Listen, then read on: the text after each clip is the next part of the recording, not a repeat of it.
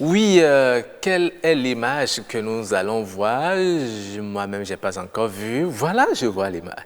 Ah, apparemment, on voit un couple, un homme et une femme, l'homme qui fait des yeux doux à la femme aussi qui fait la grande demoiselle, apparemment sous un arbre.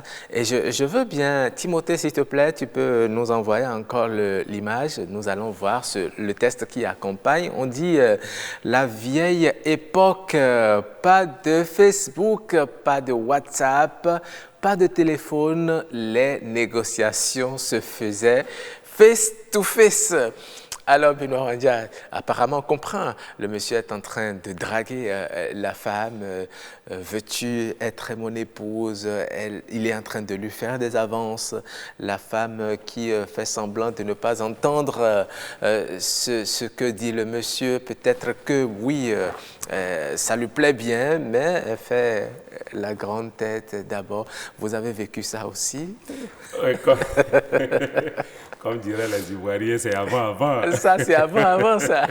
Et effectivement, c'était comme ça avant. Oui.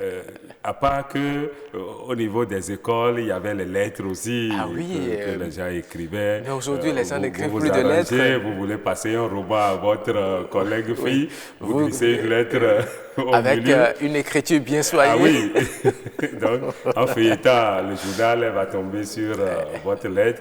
Et ça finit toujours comme ça. C'est-à-dire qu'il faut se rencontrer après pour discuter. Effectivement. Et aujourd'hui, malheureusement, il faut le dire, c'est à travers les discussions WhatsApp, Facebook et autres, Messenger et autres, que tout se fait. Et quand on se rencontre, on ne parle plus beaucoup. Alors qu'il faut parler. Il faut parler. Nous parlons de ceux qui veulent faire du sérieux, enfin, ceux qui veulent se marier et autres. Donc, si vous voulez vous marier, aller plus loin dans la vie, comme on l'a dit tout à l'heure, les affaires de biens et autres. Et c'est à travers Facebook que vous discutez. Il y a des risques. Il y a des risques. Il y en a même qui se marient à distance avant de se connaître. Si vous vous rencontrez et que c'est là vous découvrez que franchement ce n'est pas la personne que vous avez cru voir dans les photos. J'avoue que je ne sais pas comment ça se passe après. La déception est totale. Ah oui, elle va être grande, cette déception. Voilà, c'était la vieille époque, donc comment se faisaient les dragues. Oui, il faut donner rendez-vous à la jeune dame quelque part, je vais te parler, on se voit et puis généralement, quand vous finissez de parler, elle dit je vais réfléchir. Je vais réfléchir. Elle n'accepte jamais le premier jour, même si ça lui plaît bien. Merci beaucoup aux chefs d'édition qui nous ont proposé cette image. Merci également. Benoît Randia, je vais vous dire bonne journée et une fois encore bon anniversaire à Radio Bénin Alafia. Nous sommes mercredi dans Instant Écho de ce mercredi. Mesdames et messieurs, nous allons parler du canevas, le paille tissé qui se meurt selon certains promoteurs qui constatent que chaque fois qu'il y a foire justement au Bénin, les tisserands burkinabés viennent exposer leurs pailles tissées vers lesquelles se ruent beaucoup de femmes béninoises.